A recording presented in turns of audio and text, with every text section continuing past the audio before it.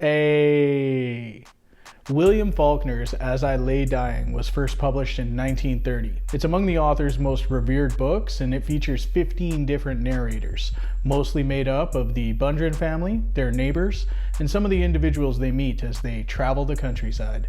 When matriarch Addie Bundren dies at the beginning of the novel, her husband and 5 children set out to inter her in Jefferson, Mississippi, as per her wishes.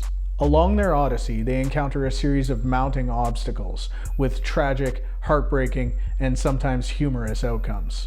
The elements themselves seem to assail our characters and the coffin as they face off against earth, air, fire, and water. While the members of Addie's family are poor rural Southerners, over the course of the novel, their first-person inner dialogue reveals that these are complex individuals with surprising depth and insight.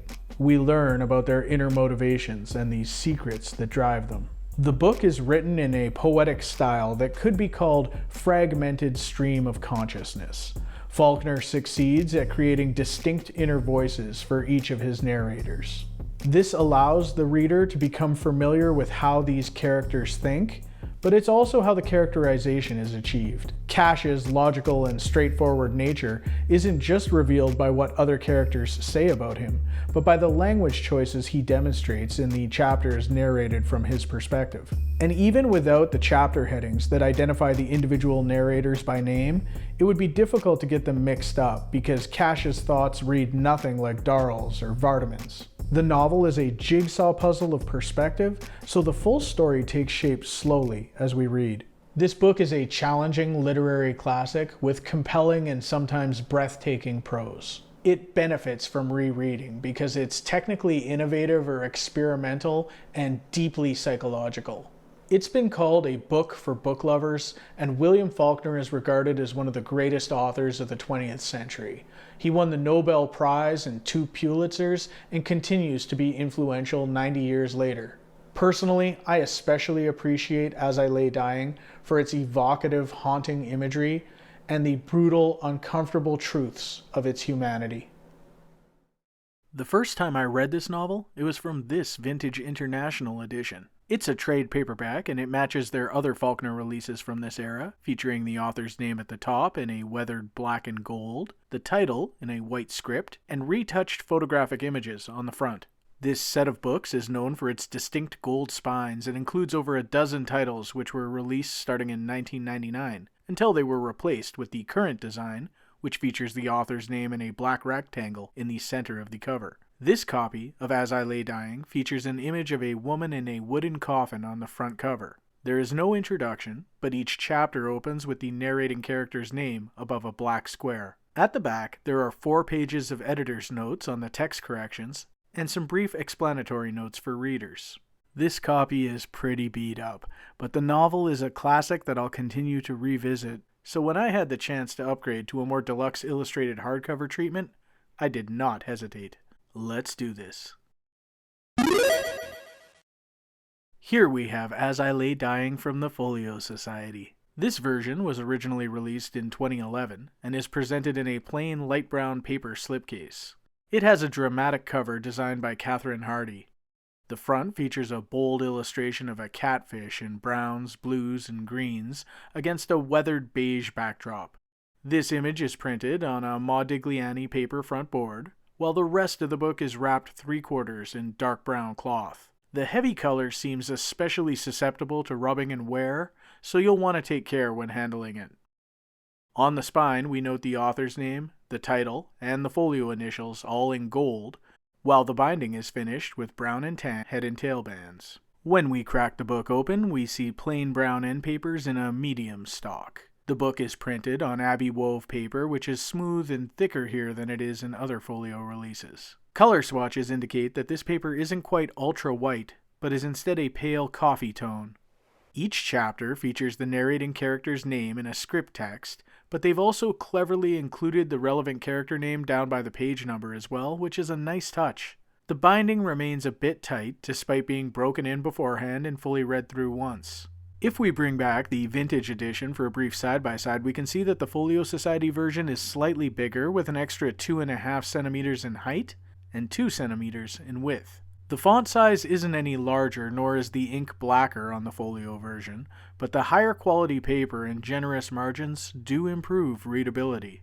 The introduction is by William Gay, an American writer who focused on the South in his own fiction. Gay begins his 8-page introduction by describing the background of the novel's composition.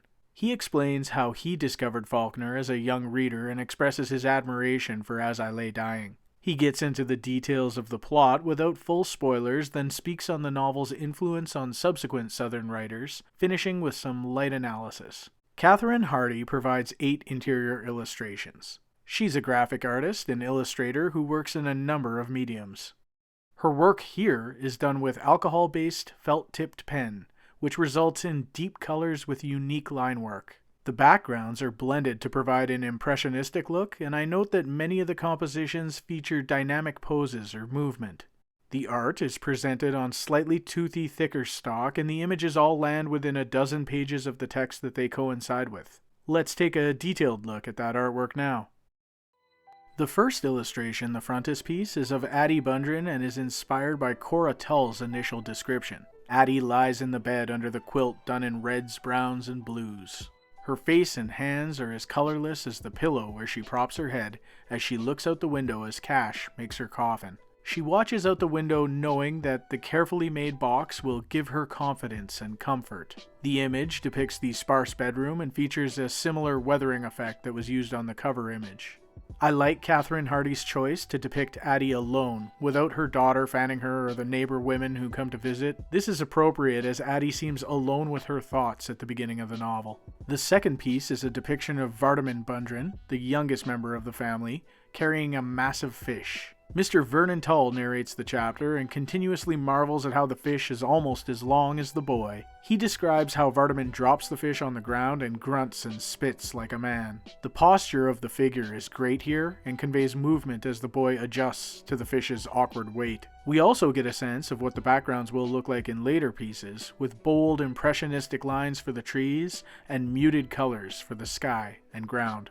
The third illustration is of Cash Bundren, who works outside by lantern light to finish building his mother's coffin. We can make out his father Ance's silhouette. Cash tries to finish before a storm rolls in, as his father paces around aimlessly. The narrator of this section is Darl, who has the most poetic and perceptive narrative chapters in the novel. And in this one, he moves from contemplating the scene of his elder brother sawing to thoughts about existence and emptying oneself for sleep. He seems to torture himself with thought, just as Tull observed in the previous chapter.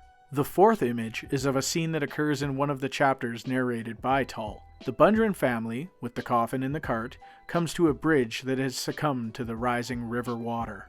Tull describes the water as cold and thick, like slush ice, and the texture the artist uses captures that description. The landscape is represented through the impressionistic artwork, but we can still make out both ends of the bridge and can read the defeated body language of the riders. The fifth illustration is of Darl's description of Jewel atop his horse trying to lead the forge across the river. The look of panic on the horse is a detail that adds a sense of tension to the image as the water rages and swirls around its legs. This is a dynamic composition. Note the log rushing down the river. It threatens, and ultimately undoes, the attempt to safely forge. The sixth image depicts young Vardaman chasing away the buzzards who sit atop Armstead's barn, attracted by the scent of Addie's coffin in the hot afternoon. We can see the sheets of tin roofing the Bundrens propped against the open side. Vardaman is screaming ferociously while the birds toy with him. Catherine Hardy has included a dozen birds, which matches Armstead's description of the scene. In later chapters, as the Bundrens get back on the road, the black birds follow them in larger and larger numbers, circling overhead, and Vardaman stays vigilant to defend the coffin from them. The seventh image is of Vardaman and his sister Dewey Dell sleeping on the back of Gillespie's porch on a pallet. We can see the barn in the background and the moon in the sky. The moonlight shines on their legs as they lie half in the light, half in the dark. There are subtle reds and greens in this image as Vardaman waits to see where the buzzards go at night. The eighth and final illustration is of a powerful scene from near the end of the novel. The Gillespie barn catches fire during the night. Darl and Jewel help save the animals while Jewel ignores the warnings of the others and returns for his mother's coffin. Hardy is very faithful to the textual details which describe the barn's front, the conical facade with the square orifice of doorway, which is cut by the flat figure cut leanly from tin. The intensity of the blaze comes across with the color, and the epic pose of the figure emerging with the coffin heroically lofted above him is striking. This is my favorite of the bunch. I'm pleased with this edition of As I Lay Dying. The Folio Society has also released a limited and a standard edition of The Sound and the Fury, but neither contain illustrations, so As I Lay Dying is the only illustrated Faulkner I own, though I hope they eventually release more from the author. If you're looking to upgrade yourself, you'll have to turn to the secondary market to find a copy of As I Lay Dying, but it happens to be one of the better values out there. With some patience, you should be able to secure a copy for about $20 more than a new paperback edition. With a unique introduction, 9 pieces of original artwork, and a quality build, I'm happy to add it to my own collection, especially because I plan to revisit this compelling read yet again, as it seems to invite new interpretations with each rereading. As for my trade edition, it is a trip to the box of doom for you, because I need to make more room for more great books. As always, thanks for watching, and keep an eye out for future videos. When it comes to the stories you love, it's always worth upgrading your books.